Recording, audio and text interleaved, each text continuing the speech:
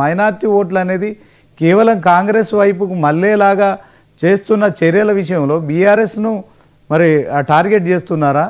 ఎందుకంటే గతంలో మరి 10 ఏళ్ళు మీరు అధికారంలో ఉన్నప్పుడు ఎంతో కొంత మైనార్టీలకు సంబంధించి మహమూద్ అలీ గారిని డిప్యూటీ సీఎంగా చేశారు, అదే క్రమంలో హోమ్ మినిస్టర్గా చేశారు. సో దాంట్లో మీరు విమర్శిస్తున్నారు. అదే క్రమంలో కొంత మీరు వాళ్ళ సంక్షేమం కోసం కావచ్చు, రిజర్వేషన్ల అంశంలో కావచ్చు ఎంతో కొంత చేశారు. అయితే ఇప్పుడు బీజేపీ గంపగుత్తగా మైనార్టీ ఓట్లని కాంగ్రెస్కు మళ్ళిస్తోందా? ఇలా కంప్లైంట్ చేయడం కావచ్చు, ఒకవైపు గవర్నర్కు కంప్లైంట్ చేస్తున్నారు, మరొక వైపు మరి రాజ్భవన్లో ఏర్పాట్లు చేస్తున్నారు. బొల్లం మల్లయ్య యాదవ్ గారు ఏం చెప్తారు? అత్యధిక జనాభా కలిగిన ఆ సామాజిక వర్గాలకు ప్రాధాన్యత ఇవ్వాలనే ఒక ఆలోచనతోనే ఆయా సామాజిక వర్గాలకు, మైనార్టీలకు కానివ్వండి, బీసీలకు కానివ్వండి, ఇతరత్ర కానివ్వండి అవకాశాలు ఇవ్వటం అనేది సహజ సిద్ధమైన ప్రక్రియ. దానివల్ల ఆ సామాజిక వర్గాల నుంచి వచ్చిన వాళ్ళకి కష్ట నష్టాలు తెలుసు కాబట్టి ఆ సామాజిక వర్గాల నుంచి ప్రాధాన్యత ఇస్తే కొంత మేలు జరుగుతుందనే ఆలోచనతోని అవకాశాలు ప్రభుత్వాలు మంత్రి పదవులు కానీ ఇతరత్ర పదవులలో కానీ అవకాశాలు ఇస్తూ ఉంటాయి. ఇది సహజంగా జరిగే ప్రక్రియ. ఈ ప్రక్రియలో అన్ని ప్రభుత్వాలు మైనార్టీలకు ఇస్తున్నాయి. కానీ ఈ రోజు ఇచ్చే సందర్భం గురించి మాట్లాడుతూ ఉన్నాం. ఇది ఎన్నికల సమయం. ఈ ఎన్నికల సమయంలో అజారుద్దీన్ గారు ఓడిపోయిన తర్వాత ఇంట్లో కూర్చున్న తర్వాత 2 సంవత్సరాల నుంచి మీ అధికారంలో ప్రభుత్వం ఉన్న తర్వాత ఈ రోజు ఎందుకు గుర్తొచ్చారు ఎన్నికల సమయంలోనే అనేది ఒకసారి ఆలోచించాల్సిన బాధ్యత ఉంది అని చెప్తాను.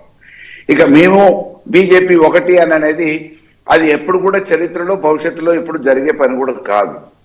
హుజురాబాద్ ఎన్నికలలో పోటీ చేసినప్పుడు కాంగ్రెస్ అభ్యర్థికి కేవలం 3 ఓట్లు వచ్చినాయి. అంతకుముందు జరిగిన ఎన్నికలలో దాదాపుగా 40-50 వేల ఓట్లు వచ్చి ఓటమి పాలయ్యారు. 3,000 ఓట్లకే పరిమితమైనప్పుడు కాంగ్రెస్ అంతా గప్పగుత్తగా ఆయన పీసీసీ ప్రెసిడెంట్ గా ఉండి రేవంత్ రెడ్డి గారు బీజేపీకి ఇప్పించారు. ఈరోజు అంతర్గతంగా ఏ రకమైన అంశాల మీద ఒప్పందాలు జరుగుతున్నాయి ఏంది? రేవంత్ రెడ్డి గారు పోయి ఆయన వ్యక్తిగతమైన విషయాలలో ప్రధానమంత్రి దగ్గర అపాయింట్మెంట్ దొరుకుతుంది, బీసీ బిల్లు గురించి మాత్రం అపాయింట్మెంట్ దొరకదు, మాట్లాడి తీరుకుండదు. ఇవన్నీ బహిర్గతం అయితేనే ఉన్నాయి. ఎవరికి ఎవరితోనే ఒప్పందాలు ఉన్నాయి, ఎవరికి ఎవరి అవసరాల కోసం ఎవరు ఏ లాబింగ్ చేస్తూ ఉన్నారు అనేది ఈ రోజు ప్రజలు గమనిస్తూనే ఉన్నారు. ఇప్పుడు మాట్లాడే అవకాశం మాకు రావచ్చు, కానీ మాకంటే తెలియగల సమాజంలో సామాన్యులు, మేధావులు చాలా మంది చదువుకున్న వాళ్ళు ఉన్నారు కదా, వాళ్ళందరూ కూడా ఆలోచిస్తారు కదా. ఈరోజు చదువుతోని సంబంధం లేదు నాలెడ్జ్కి. ఏ సమయంలో ఎవరికి ఏ రకమైన తీర్పు ఇవ్వాలి, కరు కాల్చి వాత పెట్టాలనేది ప్రజలకు తెలుసు. కాబట్టి ప్రజాస్వామ్యంలో ఎన్నిసార్లు ఎన్ని ప్రభుత్వాలు మారుతూ ఉన్నాయి, ఇంతమంది మామూలుగా మార్పులు చేర్పులు జరుగుతూ ఉన్నాయి. కాబట్టి ఈ రోజు ఎవరు ఎవరితోనే ఒప్పందం అయినరు అనేది రాజకీయ అవసరాల కోసం బురదల్లే ప్రయత్నం చేయటం కాకుండా మీ ప్రయత్నంగా మీరు చేస్తే ఎవరి ప్రయత్నాలు ఒకవేళ నిజంగా అటువంటిది జరిగితే ప్రజలు ఉన్నారు కదా గమనించడానికి. మనందరి భవిష్యత్తుని తలరాతను మార్చేది కేవలం ప్రజలే కదా, ఓటర్లే కదా. వాళ్ళకి తెలియకుండా ఏం జరగదు కదా. మీరేదో కేవలం బురదల్లి మీ గడుపుకోవడానికి బీఆర్ఎస్ బీజేపీ ఒకటని మేము కూడా అంటాం, కాంగ్రెస్ బీజేపీ ఒకటని. ఇవాళ ఇస్తా అని చెప్పేసి రేవంత్ రెడ్డి చెప్పిండు, మీరు ఏదో అడ్డుకోవడానికి ప్రయత్నం చేయండి అని చెప్పేసి బీజేపీ వాళ్ళు అన్నారు అని చెప్పేసి. కానీ ఇవి కేవలం కాలక్షేపం కోసం మాట్లాడేటివి. కానీ వాస్తవాలు ఏంటి అని అంటే ఈ రోజు జరుగుతున్న దాంట్లో ఎవరెవరికి సహకరిస్తున్నారు అనేది బహిరంగ రహస్యమే కదా. ఈ తెలంగాణ ప్రజానీకం కోసం, తెలంగాణ రాష్ట్ర అభివృద్ధి కోసం చేసిన ప్రయత్నాలలో రేవంత్ రెడ్డి గారికి టైం దొరకట్లేదు. ఆయన వ్యక్తిగత విషయాలు, వ్యక్తిగత అవసరాలకు మాత్రం పెద్దన దగ్గర, ప్రధానమంత్రి దగ్గర అపాయింట్మెంట్ దొరుకుతుందని అనేది ఇది బహిరంగ చర్చ. ఎవరెవరితోనే మిలాఖత్ అయిపోతున్నారు, ఎవరెవరితోని ఏ టీం ఎవరు, బి టీం ఎవరు, ఎవరికి బి టీం ఎవరు, ఏ టీం.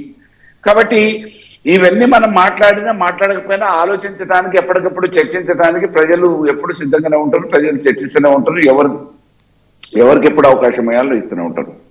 కానీ అట్లా ఆడ ఓటమి పాలవుతున్నామని చెప్పి తెలిసి వాళ్ళకి నివేదికలు వచ్చిన తర్వాత ఈ రోజు కనీసం వాళ్ళ గౌరవాన్ని కాపాడుకోవడానికి ఏ ప్రయత్నం చేయాలనే ఆలోచనతో ఇచ్చిన హామీలు ఎట్లాగూ గంగలో కలిసిపోయినాయి. సామాన్యులు కూడా అడుగుతూ ఉన్నారు, నిలదీస్తూ ఉన్నారు.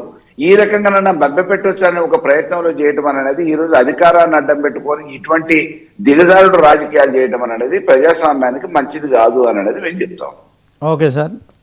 పవన్ మల్లాది గారు, సార్ ఓటమి పాలవుతున్నాము, అందుకే ఆ భయంతోనే ఇలాంటి దిగజారుడు రాజకీయాలకు కాంగ్రెస్ పాల్పడుతుంది. దాంట్లో బీజేపీ కాంగ్రెస్ రెండు ఒకటే.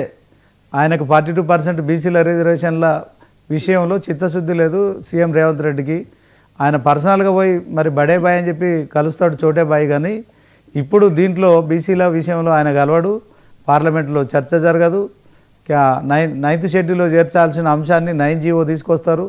బీసీలకు మరి 42% రిజర్వేషన్లు ఇస్తామని చెప్పి మీరు చేస్తున్న ఇదంతా ప్రజలు గమనిస్తున్నారు. మీకు కర్రు కాచి ఇక వాత పెడతారు అని చెప్పి అంటున్నారు ఆయన బొల్ల మల్ల యాదవ్. విన్నానండి. ఇప్పుడు ఎక్స్ ఎమ్మెల్యే గారు చెప్పింది, ఆచార్య గారు